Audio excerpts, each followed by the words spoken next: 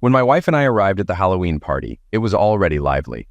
It was hard not to notice her fit physique showcased by her tight, jet-black Catwoman outfit. Despite being a mom of two, Alicia looks stunning. Sometimes I forget just how attractive she is. I, on the other hand, was dressed as a pirate. Hot? Not really. But not too shabby either. Alicia gave me a quick kiss on the cheek before mingling with other guests, while I made my way to the drinks area where my friends were engaged in a heated debate. As I approached, I realized they were arguing over the age-old question, Hulk or Superman? It struck me as a bit silly considering the intellect in the room. Superman was obviously the superior choice. Nevertheless, I decided to join the debate, drawing from my childhood spent immersed in Marvel and DC comics. Confident in my expertise, I hoped to settle the matter once and for all. However, my arguments only fueled the debate further, turning the conversation into chaos. But that's what happens when you mix beer with grown men. Eventually, we all agreed to table the discussion, opting instead to enjoy the abundance of beer and fun. Knowing Alicia wouldn't want to leave anytime soon, I planned to stay relatively sober. She was already having a great time chatting with her best friend Susie, who was also dressed as Catwoman. Alicia and Susie had been inseparable since middle school, despite being almost polar opposites in personality. They shared the same upbringing, often jokingly speculating about being switched at birth. However, they both detested that joke. Susie was married to Dominic, who was quite different from me in many ways. While I managed restaurants for a living, Dominic worked with his hands. Though I wasn't as active in the gym as I used to be, I still maintained a decent level of fitness from my boxing days in college. Dominic, however, works at a nearby factory. While I'm unsure of his specific role, I know it entails heavy lifting for 8 to 10 hours daily. He's practically a gym rat, resulting in a muscular physique. Unlike my neat short hair, his is long and tied back in a ponytail, complemented by a beard giving him an Aztec warrior vibe. If Dominic resembles Drogo from Game of Thrones, I'm more akin to Don Draper from Mad Men. Though I never truly warmed up to him, I didn't dislike him either. Our connection was merely through Susie, my wife's best friend, so our interactions were sporadic and never extended beyond that. And tonight was no exception. Sporting a Tarzan costume in chilly weather struck me as insensitive. I couldn't help but perceive it as an idiot move, reflecting his tendency for such actions. Despite his flirtatious behavior, which often bordered on inappropriate, the women, including Alicia, seemed to find it more amusing than offensive. This bothered me, especially considering Susie's apparent indifference. While she occasionally playfully chided him, there was no real reprimand, suggesting she took pride in his ability to attract attention. As the night progressed and Dominic's inhibitions lowered with drinks consumption, his flirtatiousness became more pronounced, regardless of the women's marital status.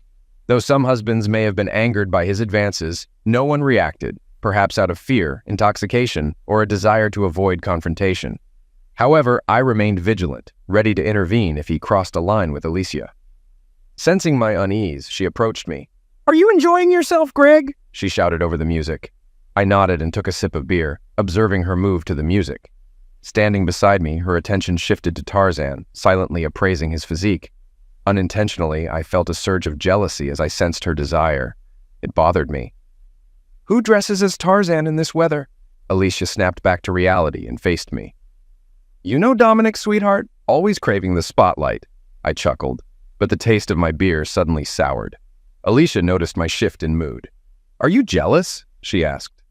"Jealous of him? I don't need to strip down to get attention," I replied, my tone defensive. Alicia laughed it off. "Of course not, honey," she said, turning her attention back to him. As the night progressed and more drinks flowed, inhibitions waned. Dominic and his loincloth became less of a focus as I mingled with my genuine friends. It wasn't until later that I noticed Dominic making advances towards Alicia. Searching for her, I found them in the kitchen, engaged in a carnal conversation. My jealousy flared, and Dominic retreated upon seeing me. Alicia, sensing the tension, greeted me with forced warmth. "Hi, darling, I was just looking for you," she hurriedly said. "In the same place all night, Alicia. What were you two talking about?" "You looked awfully cozy," I asked, my tone accusatory. She tried to dismiss it. "Nothing happened, Greg. Dominic was just being his usual flirty self," she assured, but my unease lingered. "I'm just a bit tipsy, honey. Don't worry," she said, patting my cheek before leaving.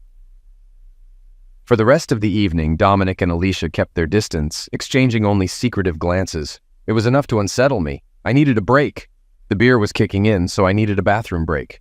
Afterward, I bumped into Dominic as if he'd trailed me. "Got a problem, Greg?" he slurred, his gaze menacing. "What?"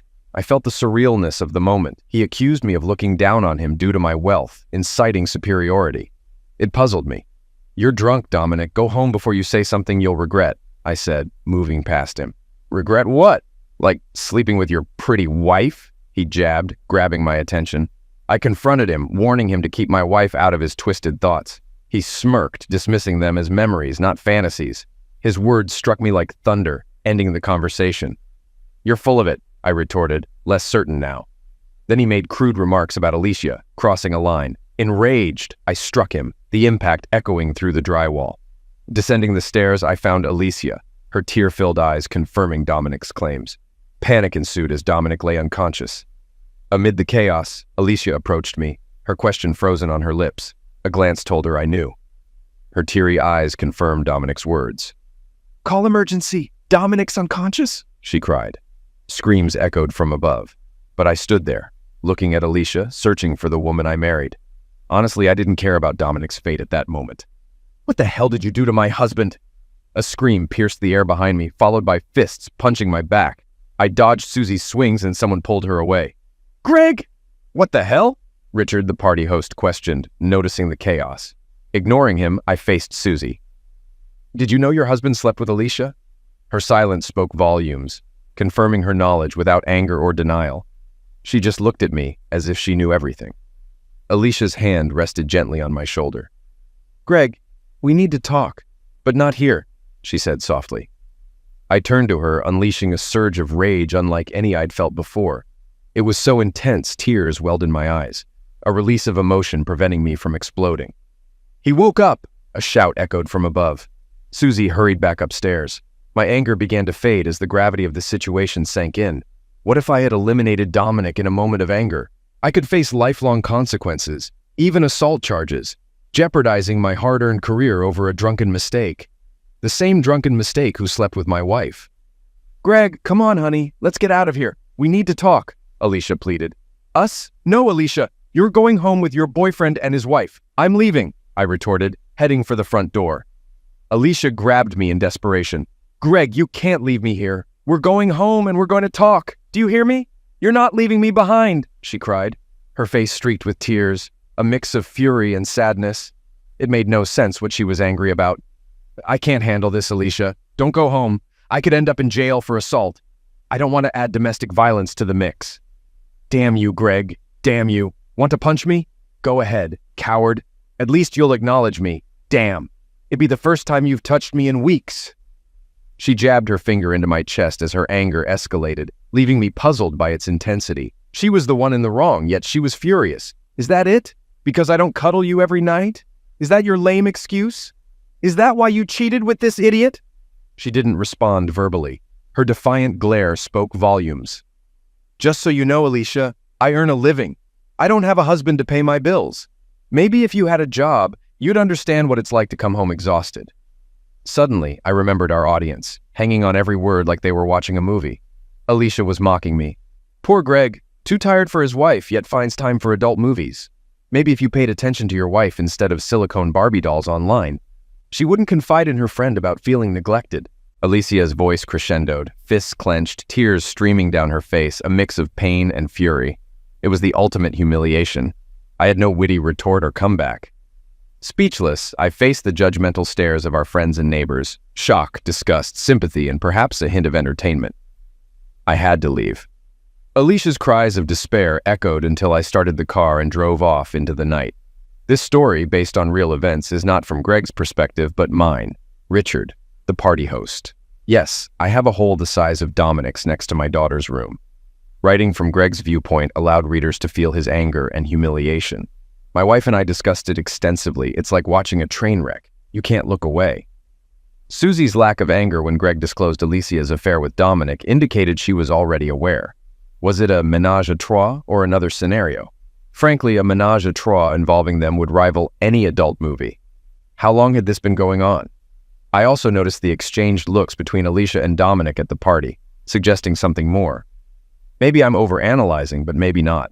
It was evident Greg was neglecting Alicia carnally, perhaps in other aspects too. Was this an excuse for her infidelity? I doubt it. Does it explain why she cheated? Certainly. Women whose advances are consistently rebuffed may be more tempted to have an affair, especially if the husband shows interest in other women or watches adult movies, which can be seen as a form of betrayal. By the way, Alicia is incredibly attractive in real life. In my opinion, any man would find her irresistible. But this reinforces the saying that for every beautiful woman, there's a man tired of having lovemaking with her. The crucial question is, what happens next? Currently, the four of them are keeping silent about the situation, but it's only a matter of time before it comes out. While this story is based on true events, I didn't witness everything and had to take creative liberties, especially with Greg's inner thoughts. I sympathize with him and the tough choices he faces. Alicia treated him unfairly, regardless of her reasons. I'm uncertain whether reconciliation or divorce is the best path. Full disclosure, I'm somewhat biased, as Greg is a friend of mine. And about Superman and the Hulk, I side with Greg. Superman's powers like thermal vision, flight, and super speed would easily defeat the Hulk unless there's kryptonite involved. But that's beside the point. Mr. Kirkson, they're calling you on line 1. Who is it, Betty? Mr. Ford is calling for you, sir. Greg called me. I've been trying to reach him since the Halloween party incident. Until now, he, his wife, and their lovers remained silent. But there have been so many questions. How could something like this not happen? The public showdown was so dramatic, with elements of lovemaking, violence, and betrayal. And the epic confrontation between David and Goliath, except this time, Goliath had a glass jaw and wrote a check his drunk self couldn't cash. And David cashed it out of genuine hatred. Patch him through, Betty. Sir, he seems a bit upset. Well, yes, his wife did publicly humiliate him. If he weren't upset, I'd be concerned. Thank you, Betty. I'll handle it. I awaited the click indicating I was connected to Greg. Hey, Greg, it's Richard. I've been trying to reach you since I couldn't bring myself to say these words out loud. Ever since I found out about my wife sleeping with that moron. Yeah, I needed some time to process everything, Greg replied, his voice still carrying the simmering anger beneath his composed tone. Even over the phone, his emotions were palpable.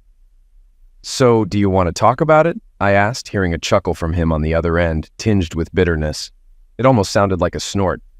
Why would I want to talk to you, Richard? Huh, buddy? So you can broadcast it online? Does your little story need a sequel? Are people dying to know what happened next to the guy who couldn't satisfy his wife? Can't your eager fans just wait to see how my damn life unfolds? Fine.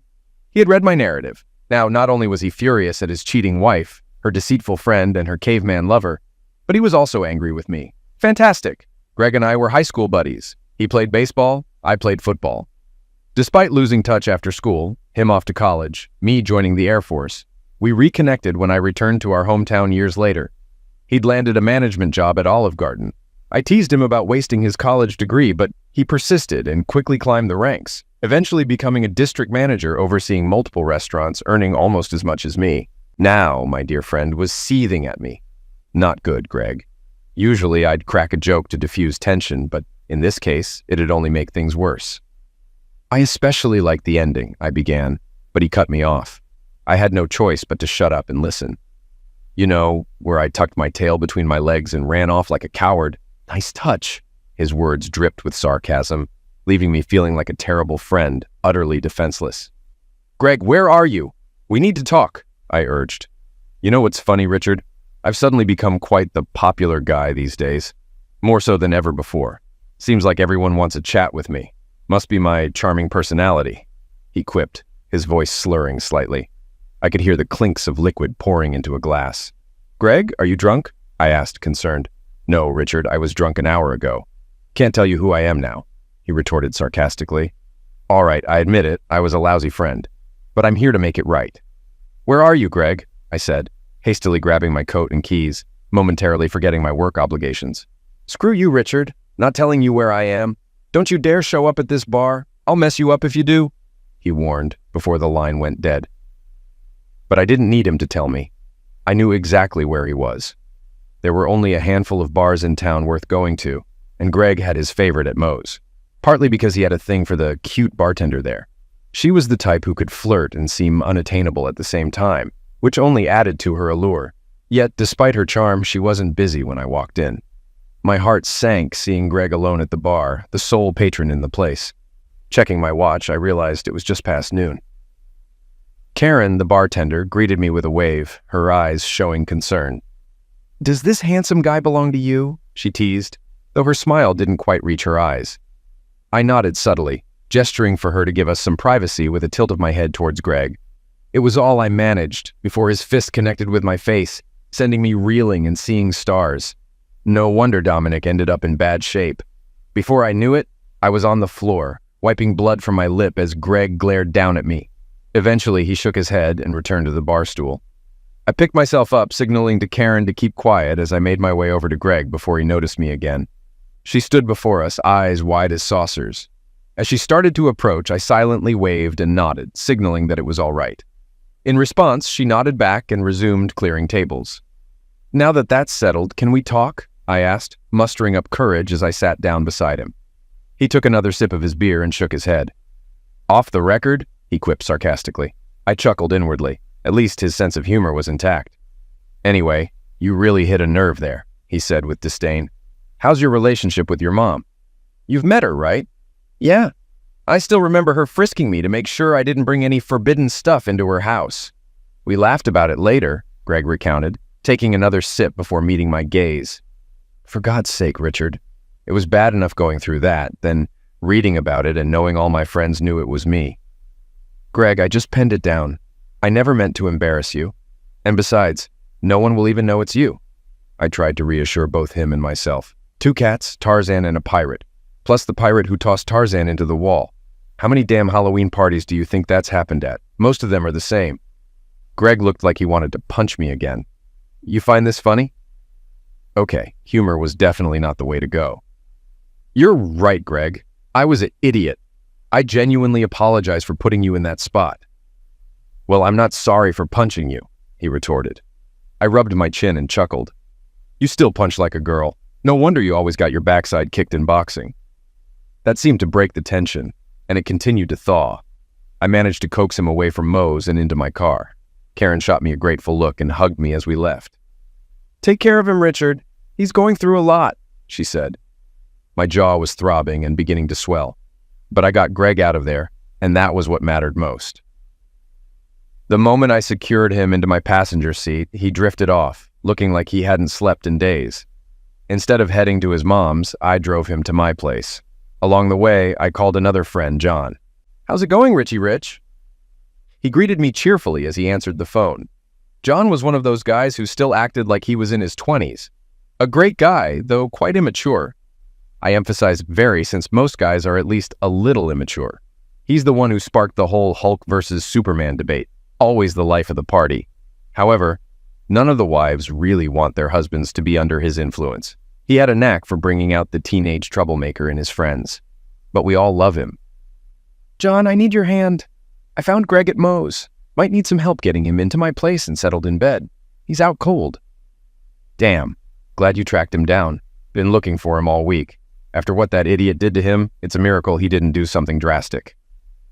John parked his Mustang behind my Tahoe in my driveway, and together we tackled the task of moving 200 pounds of dead weight onto the couch in my basement. Not an easy feat. After chatting for a bit, he headed out with the promise that I'd keep him updated. Being home early meant I had the house all to myself, which was a rarity. So rare, in fact, that I found myself at a loss for what to do. Didn't want to step out in case Greg woke up disoriented, so I fired up the George Foreman grill for steak and baked some potatoes. Then I flipped through my cable sports package, hoping to catch a good game or at least some interesting sports talk. Settled on a documentary and dug into my meal. It wasn't long before my wife, Nikki, walked in with our kids in tow. "Hey, what brings you home so early?" she asked, planting a kiss on my cheek. The kids scampered upstairs. "Found Greg at Moe's, sloshed as hell. Brought him back here and laid him out in the basement," I explained. She looked hesitant. "Are you sure that's a good idea? I don't want any drunken antics in front of the kids." "He'll be fine, sweetheart. I'll keep an eye on him," I assured her, feeling her hand caress my cheek, sending a shiver down my spine. That's when she noticed the swelling. "Richard, what the hell? Did he do this?" "I'm all right, honey. Don't worry about it." "Rich, get him out of here." "Honey, everything's under control. The poor guy just found out his wife was cheating on him a few weeks back, and it happened so publicly. He's on edge. Plus, he's been dealing with it all alone." I'm his friend. He needed an outlet for his pent-up anger, and if that meant taking some hits, I didn't mind. Besides, my jaw's not as fragile as Tarzan's. Maybe he should consider a different costume next year. Nikki couldn't help but chuckle at that. Watching Tarzan get his backside kicked by a pirate was pretty amusing. I doubt Jane would approve. Yeah, Tarzan definitely got what was coming to him. Dominic should spend less time pumping iron and more time hitting the bag, Nikki quipped. Or at least learn to dodge, she added. We shared a laugh once her giggles subsided. One thing I've always admired about Nikki is her personality and sense of humor. It's one of the reasons why I can't stay angry with her for too long. I headed downstairs to check on Greg. His thunderous snoring assured me he was still very much alive, albeit functionally comatose. I slipped a pillow under his head when he let out a sound that could wake the dead. His drink's breath could have knocked out a bull. What the heck, Greg? I muttered, the stench clinging to me. I needed to step away. A few hours later, a zombie-like version of my friend emerged from the abyss. His bloodshot eyes screamed exhaustion and distress as he shuffled around my kitchen. Nikki shot me a silent warning that spoke volumes. Keep him in line or he's out. I approached him in the kitchen. How you feeling, buddy? Feels like my wife cheated on me, humiliated me in front of the whole neighborhood, then ran me over with a truck. At least your memory's intact. 2 out of 3 ain't bad. His eyes narrowed. My memory's fine. I remember your damn story too. Remember how you socked me in the face for it? I rubbed my tender jaw. That part seems fuzzy. Might need a repeat just to be sure it's done. There was no real venom in his words. Despite his talk of wanting to punch me again, I knew he wouldn't. I've said it before, but I'm really sorry about that story, Greg. I didn't think it would reach as many people as it did, and I certainly didn't think you'd find out about it. I was wrong. People actually read it. I even got a message from this guy I know who heard about the party from someone, and then read your story online. Who's this guy? You don't know him. He's this loudmouth named Harry from Virginia. I chuckled. Harry Inva, huh? Heard of him?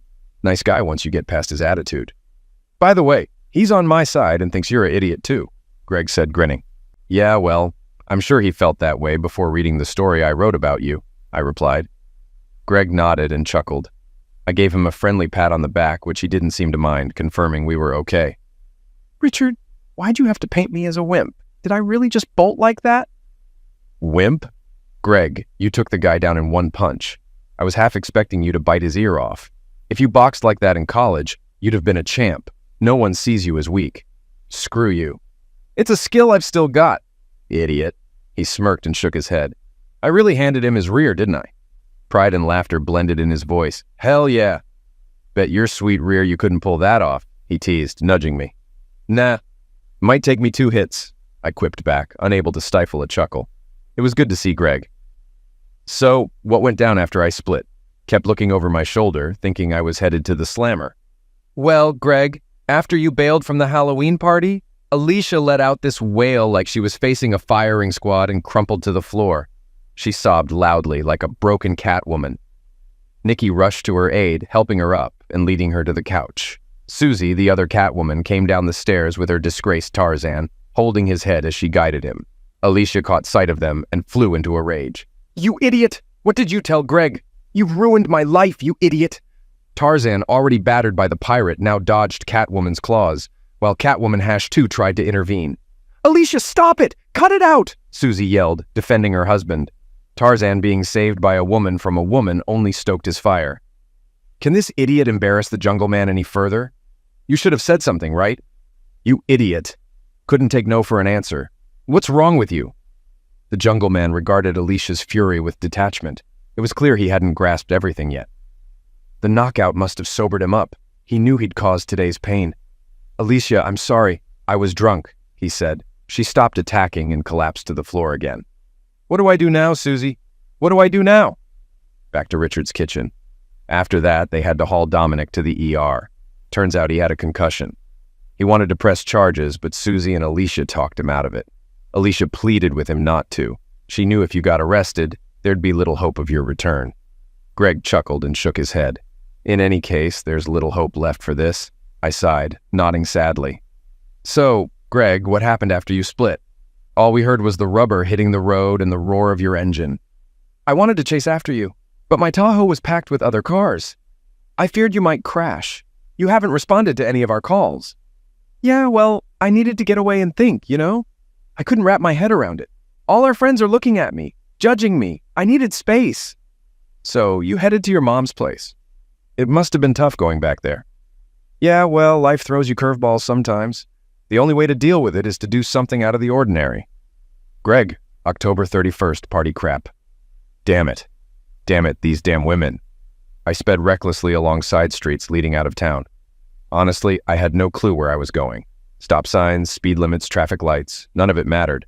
I drove like I was the only one on the road that mattered. What's that sound? I glanced at the passenger seat, recognizing Alicia's ringtone. Her lovely face illuminated my Android screen. She smiled at me, a loving smile captured in time. I remember taking this photo. I was so happy.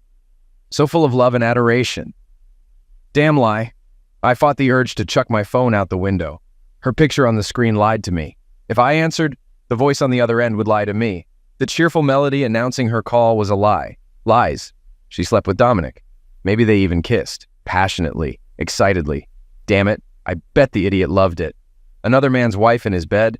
Who did he think he was? I was the one by her side when she was sick. In the delivery room with her twice. Promising to love her in sickness and health. I devoted my life to her. The persistent ringtone tormented me with its falsehoods. He paused for a moment, then continued. I shut it off and pulled out the battery. Silence. No more lies. I drove aimlessly around the city, my mind on autopilot, protecting itself from overload. The images of tonight's events and worse, the scenarios I imagined between my wife and that idiot in the jungle, were overwhelming my mind, overclocking my processor.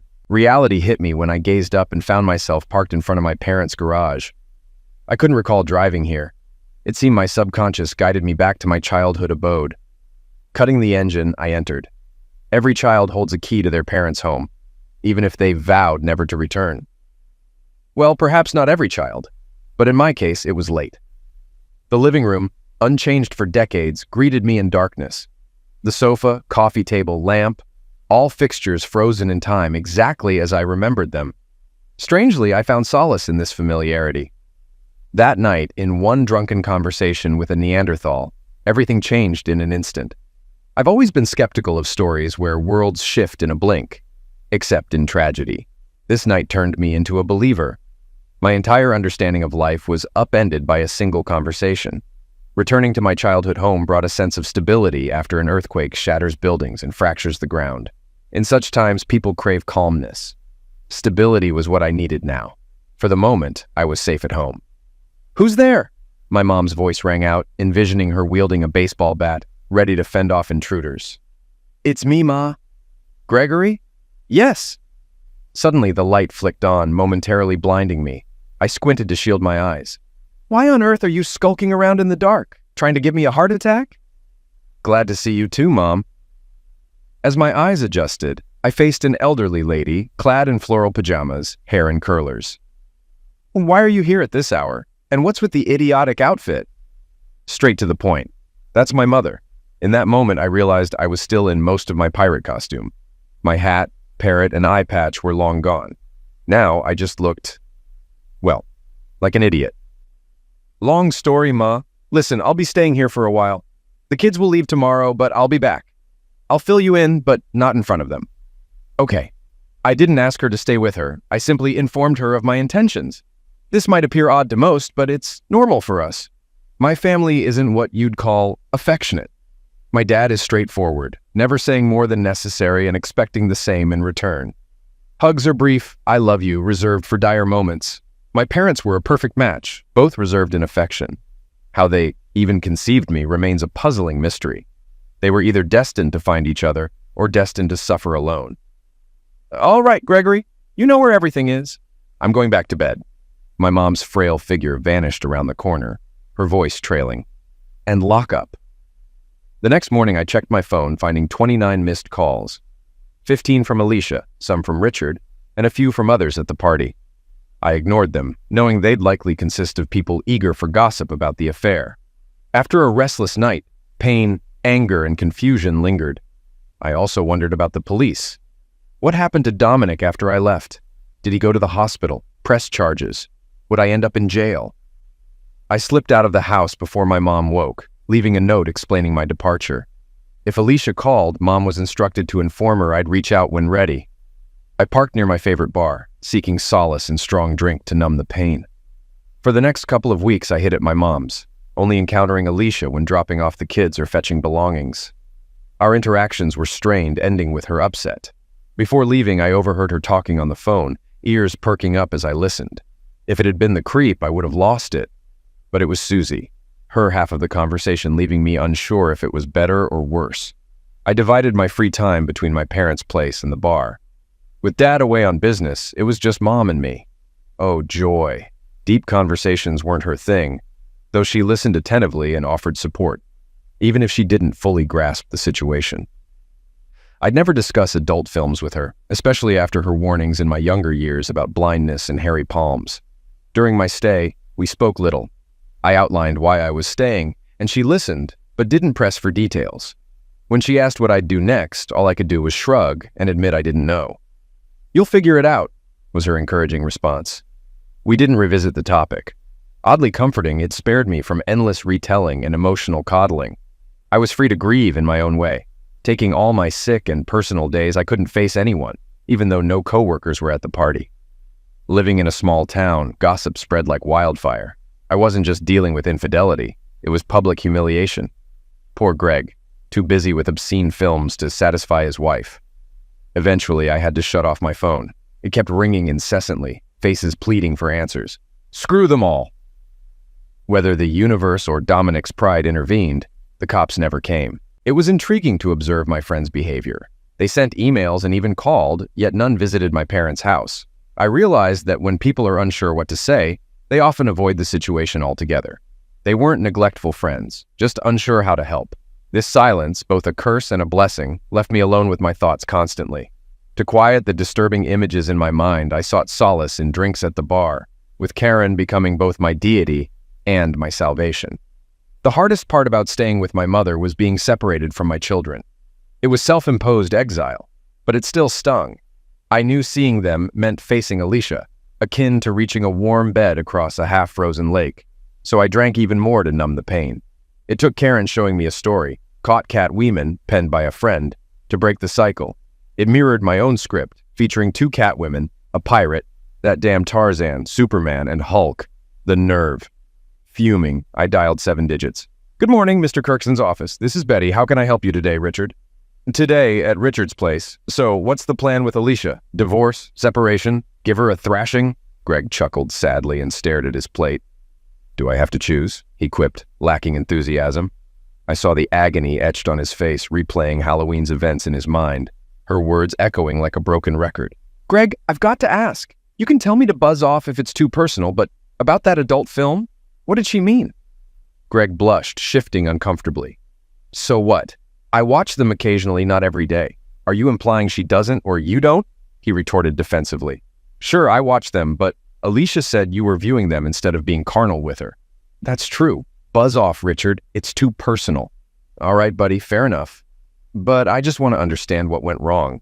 You two seemed so happy. I never suspected a thing." He gazed down at his meal while his fork traced circles on the plate. "She just doesn't get it, Rich." "What's she not getting?" Greg let his fork drop and ran his hands over his face, taking a deep breath. It was a sigh tinged with sadness, perhaps mixed with guilt. "I work 10 to 12 hours every day, sometimes even 5 days a week if I'm lucky. When I get home, I'm exhausted. I'm stressed out. I deal with irate investors, clients, managers, carnal molestation claims, discrimination claims, and everything in between. It all falls on my shoulders. If something goes wrong at the restaurants, like some customer claiming to have spotted a rat and demanding free food, I'm the one who has to handle it." He paused, gathering himself to continue. I listened, waiting for him to spill it all out. "Alicia requires a lot of foreplay. A lot. I have to spend 30 minutes just on foreplay. Then, when she's ready, we can start having physical engaging. She likes to change positions frequently. On top of that, she wants me to talk dirty to her throughout. I love my wife, I really do. And when I have the energy, it's fantastic. I know guys who complain that their wives are frigid, unimaginative, or just want to get it over with. Alicia is none of those." But I don't have the stamina to do this every night, especially after dealing with all the crap I face during the day. He paused, glancing away. Rich, sometimes I just feel better being alone. I hate to admit it. I mean, every man dreams of a woman like Alicia, a passionate woman who genuinely enjoys lovemaking. I know I'm lucky to have her. But I noticed his eyes starting to cloud over. It's tough to reconcile the pain of marriage when you realize the part you played in your own troubles. I do so much for her, for the girls. I work my backside off to give them everything I didn't have as a kid. My dad was very thrifty. He only bought what I needed. I want more for my girls. And then there's my wife, and I enjoy spending time with them. They're my whole world. But sometimes, I just wish I didn't have to do something for someone else. When I come home after dealing with all the crap at work, sometimes I don't always want to be a dad or a husband or a boss. I think I missed a bit of that. How long has it been since you two were carnal? I mean, before the party. He shook his head. I don't know, Rich. I really don't know. I didn't even realize so much time had passed. I nodded, a flicker of understanding dawning on me. Then I saw anger flash in his eyes. But that doesn't give her the right to do what she did. Though, Richard, I didn't humiliate her in front of everyone. I didn't cheat on her. She should have come to me with our issues. Why didn't she come to me? I had to take a risk with my next remark. It was crucial to convey my point to him without seeming like I was taking her side. Maybe for the same reason you never explained to her why you watch adult films. Communication can be tough, especially if you don't realize you need to say something in the first place. How do you communicate your unhappiness to your spouse? Simply put, you say, "I'm unhappy." Touché. Things were escalating too much. Usually at moments like this, I'd crack a joke, so I switched gears. "So, Greg, about my wall." He caught on that I was teasing him and grinned, shaking his head. "Call it even for this one." Idiot. I thought the punch in the face had evened things out. Not quite. I chuckled. Seeing Greg as he was before Halloween was refreshing, even if it was fleeting. Fair enough. That's when I noticed Nikki standing in the doorway with a peculiar expression. Her eyes urged me to see her right away. I left Greg to his meal and approached her. "What's wrong, dear?" She glanced around nervously and drew me closer to whisper. "Somehow Alicia found out Greg's here. She's on her way. Damn, John. Probably called her to vent or something stupid. Unknowingly gave away Greg's location. You need to intercept that woman at the door." Nikki raised her hands and shook her head. "Rich, I'm not getting involved in this mess. Greg needs to face this. He's been avoiding her for 2 weeks." I felt frustration rising toward my wife. "She cheated on him. Haven't you forgotten that?" "No, I haven't. I've got a damn hole in the wall as a reminder." I glanced at Greg, who seemed oblivious to the impending showdown. "What do you want me to do, Nikki?" Her expression softened with resolve when she saw my determination to help my friend. "He has to handle this himself, babe. You can be there for him as a friend, help him through it, but he can't run from it." She patted my chest and left. I turned to prepare Greg for what was coming. "Greg, I heard your conversation. You can't exactly whisper. She's on her way." He rubbed his chin and winced. Then his expression shifted to determination. "Fine," he said, pushing away from the table. Turning to me, he met my gaze. "I'm ready to face this," he declared. With that, he rose and walked out of my back door. "Greg?" A beautiful sunset. Soft hues painted the pale sky, serene and almost calming. "Greg, honey?" The serenity shattered. I didn't respond to the alarmed voice signaling the arrival of my unfaithful wife. I didn't even turn to look at her. My eyes remained fixed on the sky above. Alicia interpreted my lack of reaction as an invitation, which in some sense she wasn't entirely wrong about. She settled beside me on Richard's back porch, drawing her knees to her chest as if seeking protection. "I've been searching everywhere for you, honey," she said, starting off in the worst possible way. "I've been in the same place all night," I muttered, deliberately echoing the exact words I'd used when I found her cozying up to Dominic in Richard's kitchen a couple of weeks ago. She seemed a bit puzzled by my response. "Greg, we need to talk," she said, and I nodded in agreement. From my side vision, I could sense her anguish. I avoided looking directly at her face, but it seemed like a grim sight. Swollen eyes, flushed cheeks, a somber expression. At least that's how her voice conveyed it. "I love you, honey." It's a lie. I cut her off. "Greg, stop it. Alicia, just stop it. You can't claim to love me and then embarrass me the way you did, airing our issues in public like that. I would never do that to you." "What are you talking about, Greg? You did this to me," she said, her voice rising with anger. "You stormed down the stairs like a madman in front of everyone. You asked Susie if she knew I was sleeping with her husband right in front of everyone's eyes. If you wanted to talk privately, you could have pulled me aside and yelled at me in the car. But no, you were the first one to air out my business like that." In a way, she had a point. I didn't see it that way at the time. I was blinded by rage. "Okay, Alicia, I'll give you that, but I didn't initiate this. Your damn boyfriend confronted me, telling me all about your indiscretions in front of other people. I handled it the best I could. I was furious, rightfully so. Could I have handled it differently?" I paused to rein in my emotions. "But I didn't cheat with anyone," I continued. "You didn't have someone come up to you and rub my betrayal in your face." I looked her squarely in the eyes.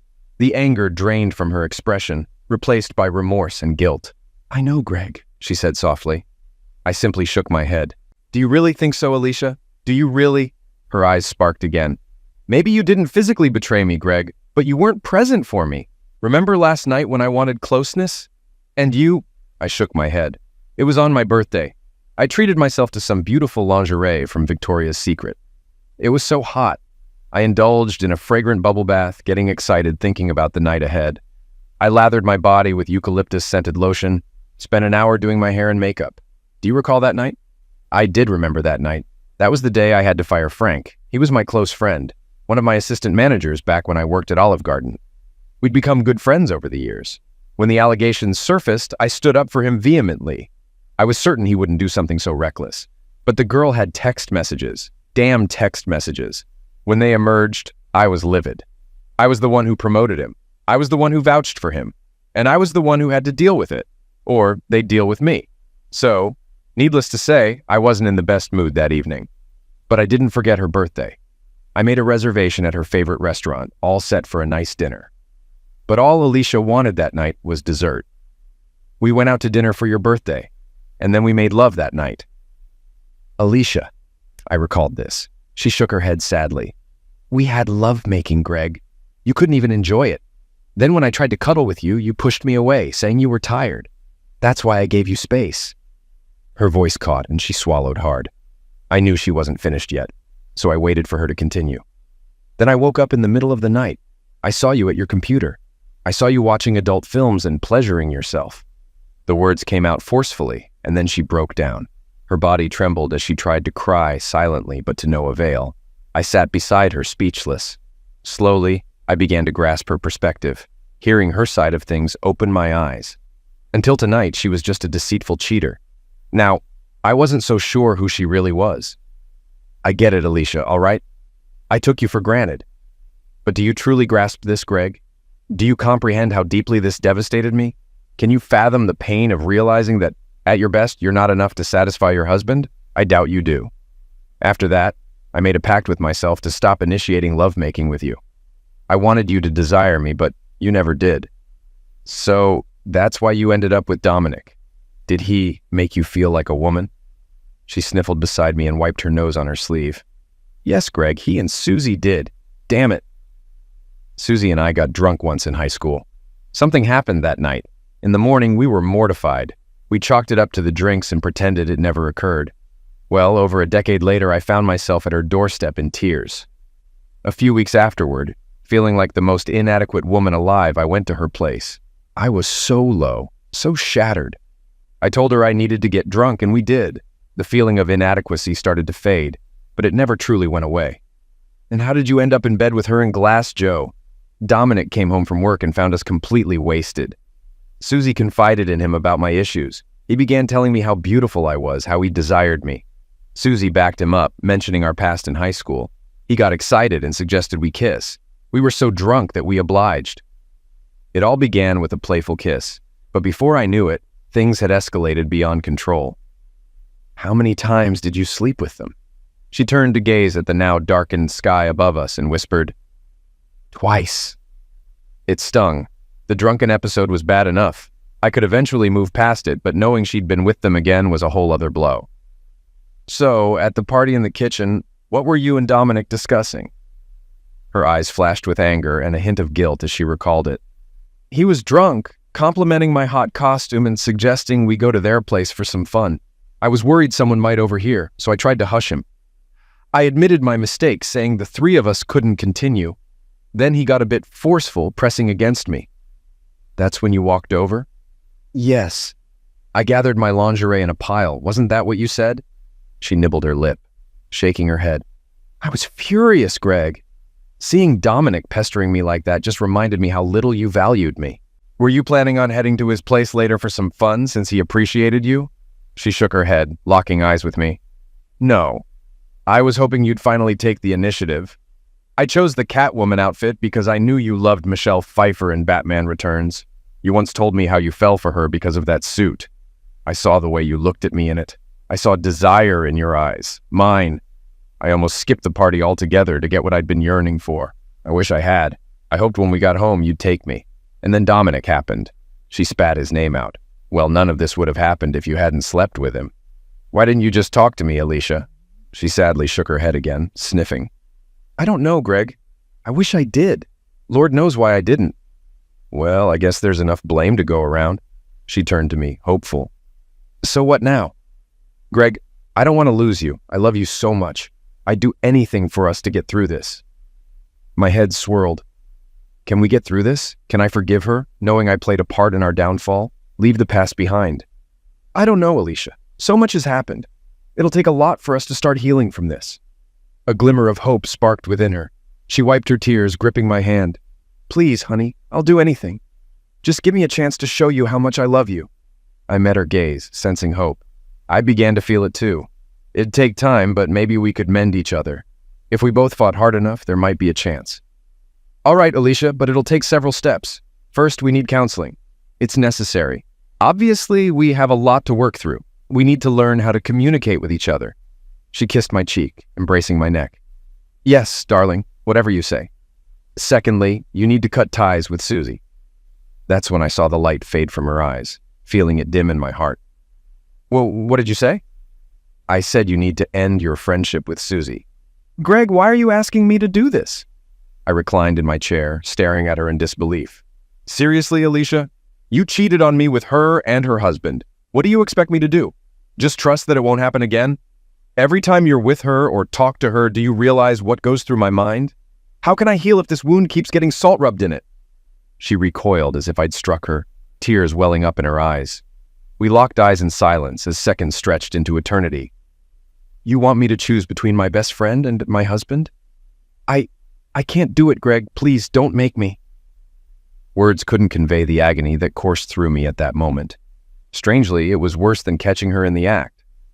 This time, there was no anger to mask it. My heart constricted painfully, crushed by the weight of the realization that it was too much to bear. The fact that she couldn't choose me over her best friend was devastating, a catastrophe of unfathomable proportions. The woman I loved most didn't love me the same way. I wasn't her one and only love. I shared her heart with another. Dominic's irrelevant now. I don't care about him. This is bigger, Alicia. But she couldn't sever her ties with Susie. The bond was too strong, rivaling her love for me.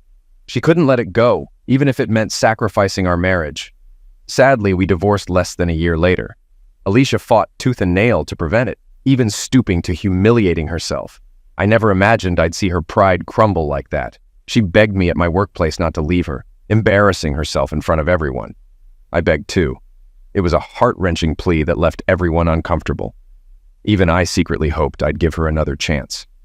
But I couldn't bear the thought of her being around him as long as she refused to relinquish her friendship. In essence, I was right.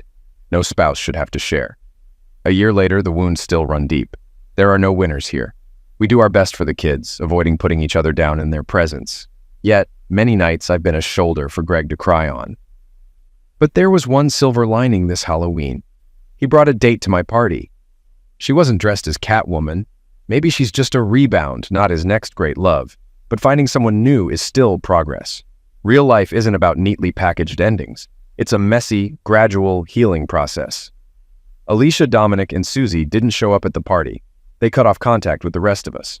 Susie remained staunchly by Alicia's side, accusing Greg of unfairness and trying to force an impossible choice. In my view, the choice wasn't impossible. Alicia simply didn't want to be married as much as a loving wife should. She claimed she'd do anything, but actions speak louder than words. She might have been willing to play the part of a love-making slave or a doting housewife. But when it came to sacrificing something personally significant, our marriage wasn't worth it to her. In the end, he's better off without her.